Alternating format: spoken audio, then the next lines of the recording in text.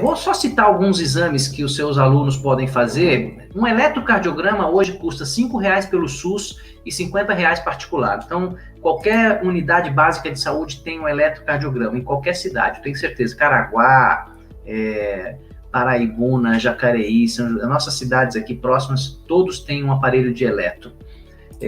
Teste ergométrico. Isso aqui é uma dica, olha só.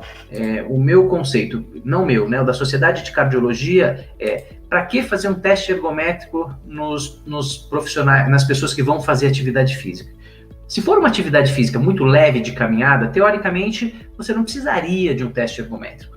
Mas se a pessoa tiver mais do que 35 anos, a gente já começa a saber que aumenta um pouco o risco de ter doença coronariana, que a gente já falou. E vou falar mais ainda depois. Então, é uma ideia, o teste ergométrico é um limitante ali. Eu posso fazer um teste ergométrico nos atletas de elite do vôlei com 19 anos? Pode, se o time quiser. São dados a mais, é uma segurança a mais. Por regra, não existe essa regra. É importante que ele tenha uma boa história, um bom exame físico, o cara vai ouvir o coração. Se o médico estiver atento, ouvir o coração, não tem sopro, ok. Um eletro básico, que eu já falei, que custa de 5 a 50 reais, já dá uma ideia de como está o coração dessa pessoa, tá certo? Qual o check-up ideal para um homem de 47 anos e hipertensão leve? Você está falando 47, doutor Rodrigo, mas eu sei que você tem um pouco mais do que isso. Você está enganando a sua idade aqui. Um check-up básico é exame de sangue, que eu já coloquei aqui embaixo, e um teste ergométrico. Por quê? Pensando em doença coronariana. O teste ergométrico, ele vai fazer um eletro e aí você vai andar de 5 a 10, 15 minutos na esteira. E o eletro, ele fica sendo monitorado o tempo inteiro na tela. Se tiver alguma arritmia, vai aparecer lá. Se o coração sofrer, ele muda o formato do eletro, eu vou mostrar para vocês agora. Se você tiver picos de pressão exagerados na hora do exercício, vai mostrar também. É normal a pressão subir na hora do exercício, tá certo? Nossa, a pressão tá 15/9, eu não posso fazer exercício. 15/9, se você for na academia, você vai medir, todo mundo tá com a pressão acima de 15/9, porque a pressão sobe com a frequência cardíaca, vocês lembram disso? Quanto maior a frequência cardíaca, maior a pressão arterial. E é inversamente proporcional à resistência vascular. Então, quando você faz exercício e os músculos relaxam, as artérias relaxam e as veias relaxam, a resistência é menor, portanto, quanto menor a resistência, menor a pressão. Quanto maior a resistência, maior a pressão, tá certo? Por isso que a gente vai começar agora a mostrar aqui para vocês algumas coisinhas. Eu sei que vocês estavam ansiosos por esse momento. O paciente chega para você e fala, eu tenho arritmia. O que você vai perguntar para ele? Que tipo? Até hoje, se você não conhecia isso, você ia falar, você ia engolir, ia fazer aquela cara de jogador de pôquer, ia falar, ok, meu aluno tem arritmia, ai meu Deus, e agora? A pergunta é, que tipo de arritmia você tem, meu amigo? Porque todos vocês, 101 pessoas que estão aqui agora, vão ter arritmias em alguns momentos. O que importa a gente saber é que tipo de arritmia é essa. Olha só, essa que eu mostrei aqui com a seta, chama extrasístole. É uma batidinha que dá, o cara sente uma fisgada no peito, ou um pulinho na hora do pulso. Isso daí todo mundo tem, não tem problema nenhum. Aumenta muito a incidência no estresse, no cansaço e nos estimulantes, pré-treinos, cafeína, chá verde, assim por diante, tá certo? Extrasístole, não tem problema nenhum. Isoladamente, não tem problema nenhum. Vamos passar aqui um pouquinho. Quando a gente falou, doenças cardíacas podem ser arritmias, podem ser doenças congênitas, quer dizer, o cara nasceu com essa doença, ou doenças que ele vai desenvolver durante o tempo, tá certo? Eu tentei separar em 3 tópicos só para vocês, para ficar muito claro, tá? Então, vamos lá, passa o próximo aqui, Renan. Vamos falar de arritmia. Caramba, eu sou educador físico, eu sou triatleta, para que eu preciso saber de arritmia? Simplesmente para não ficar boiando quando alguém falar para você. O nome é muito fácil, ó. Bradi é lento e taque é rápido. Então, taquicardia é um coração rápido, bradicardia é o coração lento. Uma colega nossa que já tinha falado antes em taquicardia sinusal, significa o quê? A taquicardia normal, é a frequência acima de 100 que qualquer esportista vai ter na hora que faz o exercício, tá certo? Taquicardia sinusal.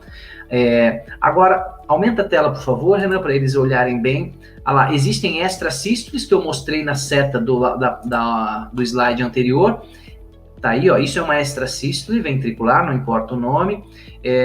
E aqui, ó, a gente tem que saber se a arritmia é simples ou complexa. O que é uma arritmia simples? Uma arritmia que todo mundo pode ter, é uma frequência que não vai te causar nenhum grande risco de morte, de morrer.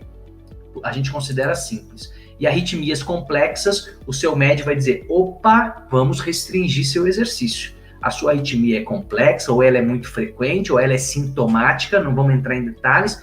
O importante de entender, arritmia simples, liberado para fazer exercício, porque não tem risco de você morrer por causa dela. Arritmias complexas precisam ser tratadas ou com remédio, ou com desfibrilador, ou com tratamento de choquinho dentro do coração. Não é o nosso motivo aqui agora.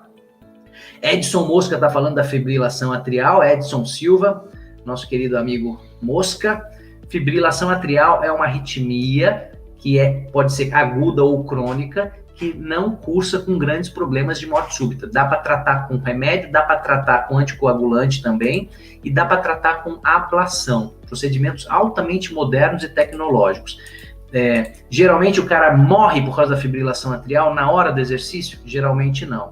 Os pacientes com fibrilação atrial, como o coração, em vez de ele bater assim, ó, ele treme, ele pode formar microcoágulos dentro do coração, e a maior complicação da fibrilação atrial não é o coração parar, é jogar coágulo para o cérebro, como eu tinha falado no começo, que é o tal do AVC, tá? Então, é importante, tem que tratar, merece cuidado e não deve exagerar. Olha só esse outro gráfico aqui. Se você pega um eletro, mesmo que você não entenda nada de cardiologia, você tem que entender que cada risquinho desse é uma batida do coração. Se no mesmo traçado tiver vários risquinhos, o que significa isso? O coração está rápido. Se tiver menos risquinhos, o coração está lento.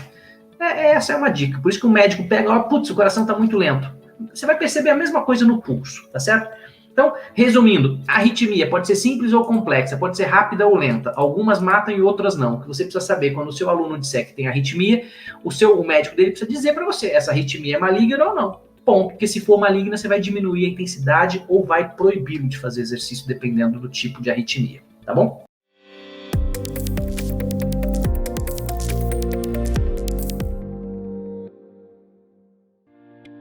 A ANADEM, Sociedade Brasileira de Direito Médico e Bioética, é uma sociedade civil instituída nos moldes do artigo 53 do Código Civil Brasileiro, combinado com o inciso 17 do artigo 5º da Constituição Federal.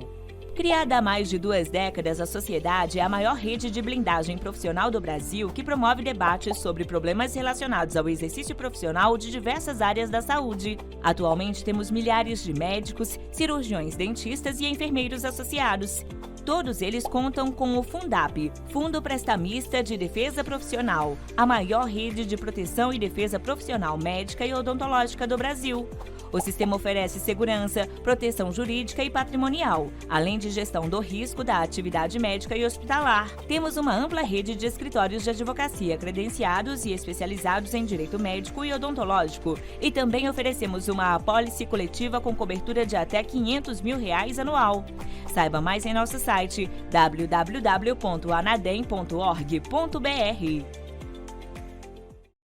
As decisões que você toma para seu filho hoje são para a vida toda. Escolas, cursos, atividades e até os profissionais de saúde que vão cuidar do desenvolvimento dele. Por falar em saúde, você pode proporcionar acesso a tratamentos cada vez mais eficazes, fazendo uma escolha agora. Armazenar as células-tronco dele, um tesouro precioso guardado dentro do dente de leite. Se você guardou as células-tronco do cordão umbilical do seu filho, guarde também as do dente de leite. E se não guardou, você não pode perder essa oportunidade. Agora é a hora de tomar a decisão certa. Conheça a R-Crio e saiba mais sobre este ato de amor que dura a vida toda. Acesse www.r-crio.com.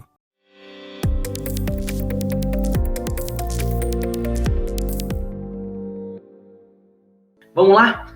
Vocês sabem como é que funciona esse negócio de frequência cardíaca? Que é uma pergunta muito frequente. O coração, ele bate por volta de 60 a 90 batimentos por minuto, tá certo? É isso que a gente conta. Vocês já sabem, quem não sabe, mas o professor sempre sabe disso, você pode medir no pulso ou na carótida, conta 15 segundos, multiplica por 4, conta 60 segundos e já tem o número real. Você mesmo correndo lá uma maratona, você pode medir sua frequência no braço ou na carótida e você tem batidas por minuto. Em repouso, por volta de 60 a 90. Quanto melhor o condicionamento físico seu ou do seu aluno, mais próximo de 60 vai estar a sua frequência cardíaca. Qual é a frequência cardíaca máxima, doutor? A frequência cardíaca máxima calculada, isso é teórico, 220 menos a sua idade. Tem diferença do piso para carótida, do pulso para carótida?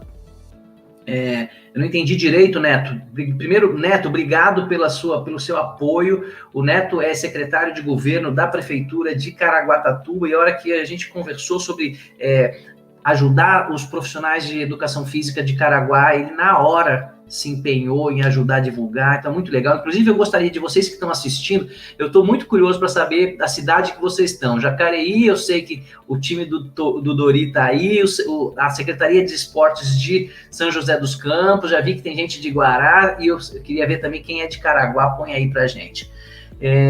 Fazendo exercício. A Cristiane está falando que ela desmaiou fazendo exercício e tal. Nós vamos falar, eu vou falar disso depois. A taquicardia supraventricular que a Cristiane está falando é uma taquicardia normal no exercício. Depois eu vou entrar nesses detalhes para vocês.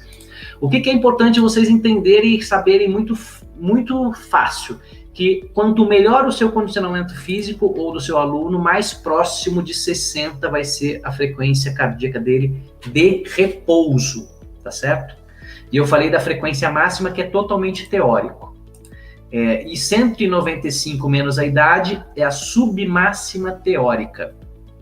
Você precisa treinar na sua frequência cardíaca máxima o tempo inteiro? Não.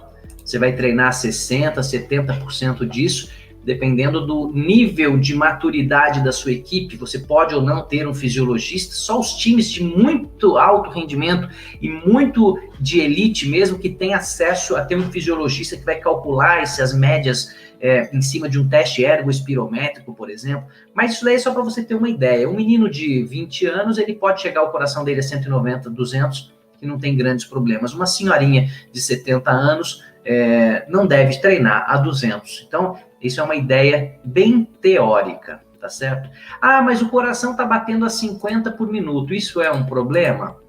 O que vocês acham? Depende. Mas eu fui atleta quando eu era jovem. O cara tá com 60 anos e treinava aos 20, ele acha que o coração dele tá batendo a 40 porque ele era atleta. Isso não é verdade, tá certo? Agora, existe triatletas, geralmente isso, triatletas ciclistas, o time aí da Sônia e do Eric Molina, tem muitos caras batendo o coração a 50, sendo normal, porque o coração ele tem um leve aumento no tamanho, não que ele fique grande, ele tem um leve aumento em relação ao próprio coração dele, e aí quando o coração contrai, ele ejeta uma quantidade de sangue suficiente para ele não ter que ficar batendo várias vezes. Essa que é a ideia.